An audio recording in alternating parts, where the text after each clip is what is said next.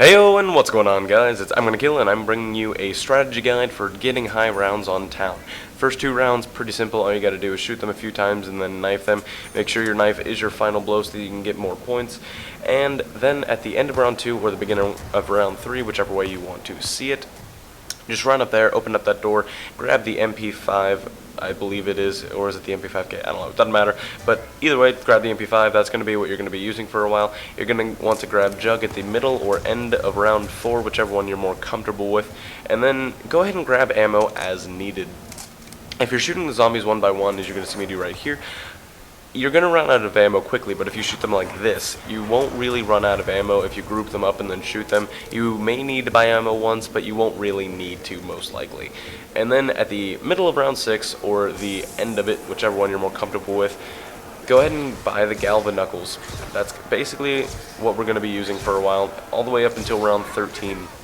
Because at round 13, that is when we have 35,000 points to buy our perks and to get our weapons. But punch a zombie in the tits, punch another one, wait, that was a man, and then punch another woman in the tits. But anyway, you're going to keep your pistol for this entire point. You get points. Haha, see what I did there? But you also knife quicker, or I guess in this case melee. Whenever you get a max ammo, that's a free 2,000-3,000 nowadays. And also, you knife way quicker than with the MP5, and I didn't trade that in either. I normally trade that in first when I have the box. But one big flaw with any melee weapon is the fact that when there's a big group and you lunge into them, you can down pretty easily. But here is where I'm solving that. It's a very, very simple trick. Anytime that they're coming towards you, all you have to do is back up and then press your melee button. Doesn't matter what it is, but as you can see, I'm not really lunging. I did right there, but that's because I didn't really back up. I kind of actually moved forward, and then I hit him and I lunged at him. So that's a very, very simple trick that helps. And here's round 13, which is when you're going to want to make some crawlers. Just go ahead and leave your last like 10 or 12 in a big group, and then just throw one nade at it. That should get you definitely at least 2 slow crawlers. As you see right here, I had 2, but one of them was fast and I didn't kill him, so it looks like I had 3, but there was really only 2. But go ahead and box a few times. Spray the MP5, get the Barrett, get the EMP grenades, as you'll see I'll do in a second. Go ahead and grab your perks. Just do all that kind of stuff. Pack-a-puncher pistols if you really like those. I personally don't too much. I tend to down myself with them, so I don't do this very often. I just did it for the video's sake. But if you want to go ahead and pack-a-punch, go for it. But right here, this is showing you there is frame rate whenever you kill a crap ton very, very quickly. Really, at low levels with the M1911, if there's 2 zombies behind you and you hit that frame rate, they could down you. I'm just saying to watch out for that. It was just a little thing. And if you want to, that was the beginning of a round. Even though it didn't really look like it, I just hit the box twice and I was going for better weapons. That one, I was lucky enough to get the ray gun and I got it recorded. And so I'm just saying that in case you run out of ammo or you haven't had monkeys yet, go ahead and run to the box at least once, but maybe twice, to hit the box and go for weapons or whatever. But this is our round. This is that was like setting you up for success, and this is where you succeed.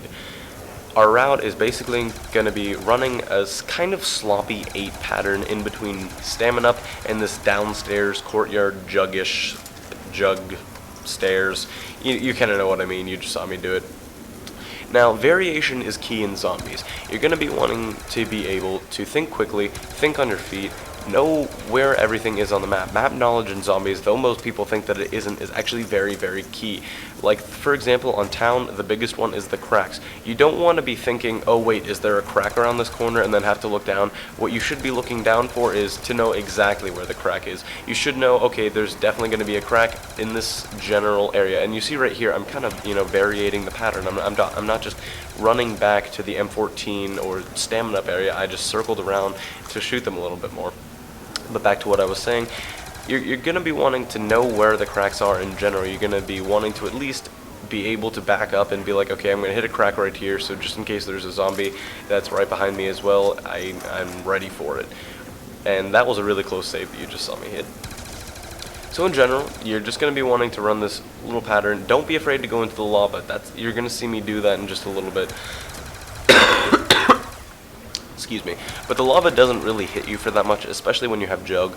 Unless if you've been hit 3 times by a zombie, really there's no problem with sprinting and jumping. You'll make it halfway through the lava pool and then just jump twice more and you make it out of it right here. It's really not that big of a deal, even though I am really, really red right now. That's what she said.